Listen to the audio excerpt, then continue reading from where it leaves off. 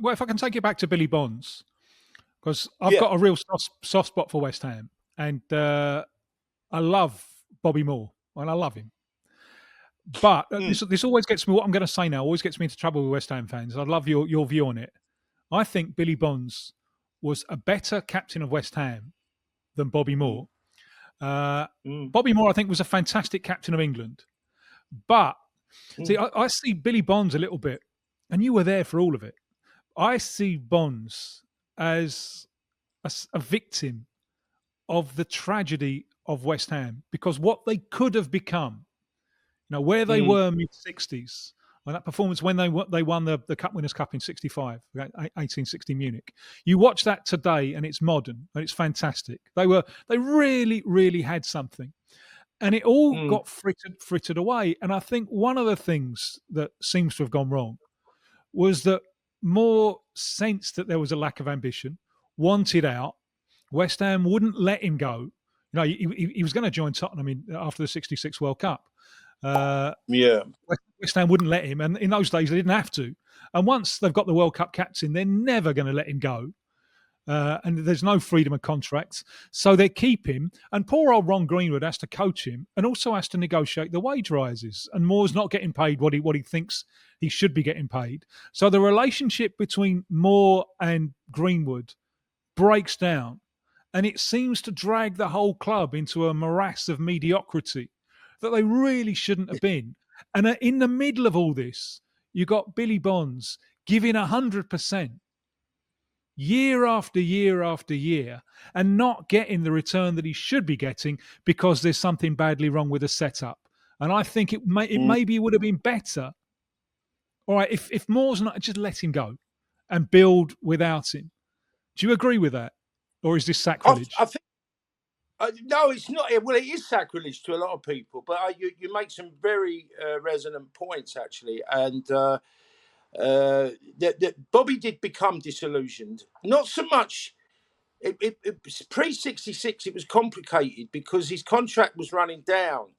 In fact, it was out of contract, and there was a potential move to Tottenham. And if you remember, well, you may not, but Bobby Moore was, because he was out of contract ahead of 66 finals. He was out of contract in the April or the May.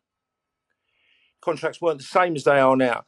He didn't have a contract. He was forced. He wouldn't have played for England. He'd not signed a new contract for West Ham. Yeah.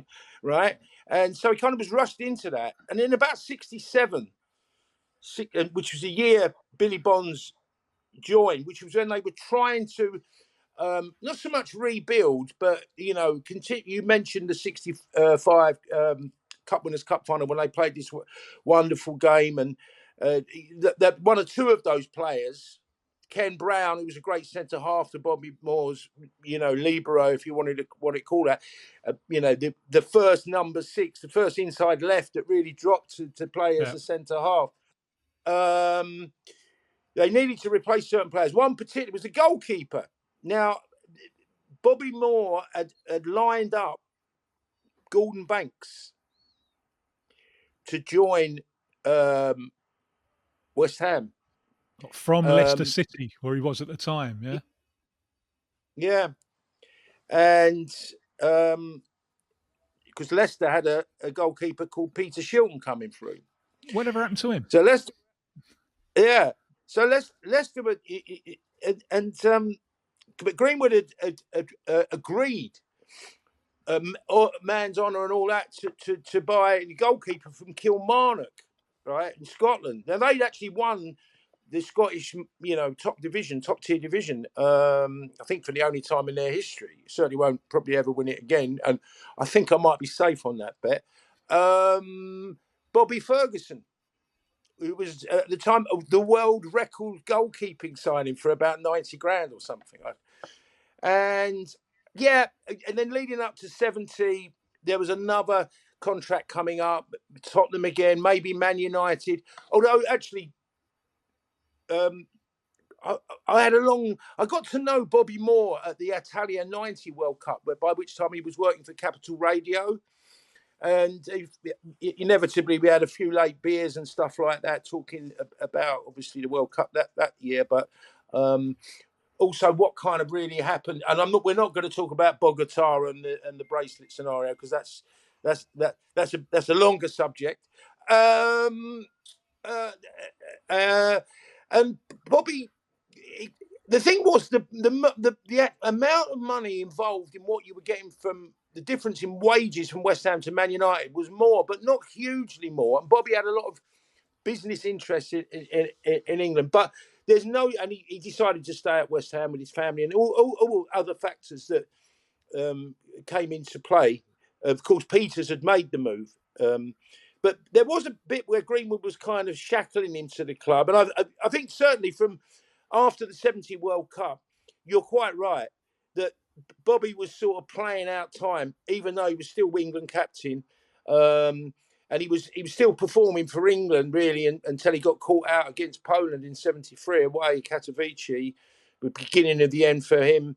And obviously Ramsey, and Bonds around all this. Bonds had all these things falling off the tree, and the players like Frank Lampard Senior, as he called now, and Trevor Brooking were very young, and they were coming through, and so it became a period of quite certainly. I went there first in 1969. That was the first game I saw, and pretty much all I could remember for 3 or 4 years was all this great story about West Ham having won the World Cup, and all I could see was relegation battle and some really dodgy players. Apart from this bloke with a beard who kind of looked a bit like Jesus or Che Guevara, even. Certainly, he had that attitude, and he kind of, for us, sort of rebellious chaps, we kind of liked that the Billy Bonds way of playing, and because he never gave up, and that appealed to a section of the fans. And West Ham was a very complicated club at that time in terms of the following of the fans.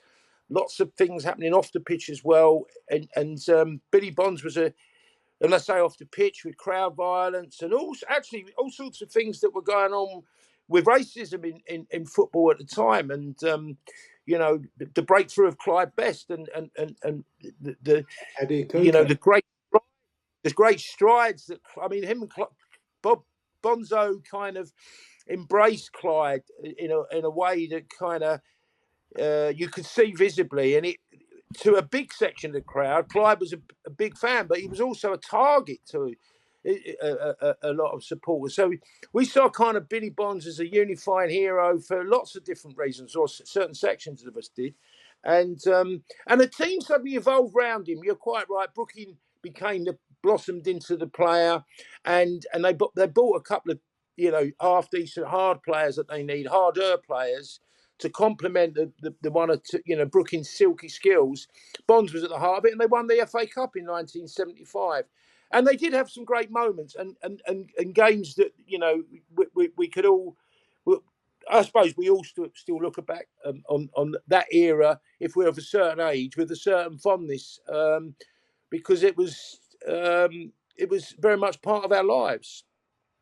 Yeah, even though and Bond sort of, Billy Bonds was sort of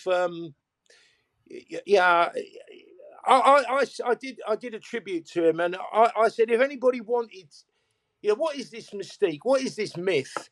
The West Ham way. I spoke to Sam Allardyce about it when he was manager, and he's like, what's this West Ham way? And it's become a bit of a myth now. But at the height, it was really almost, inverted commas, passing continental football. But it was always backed up with a bit of passion and pride.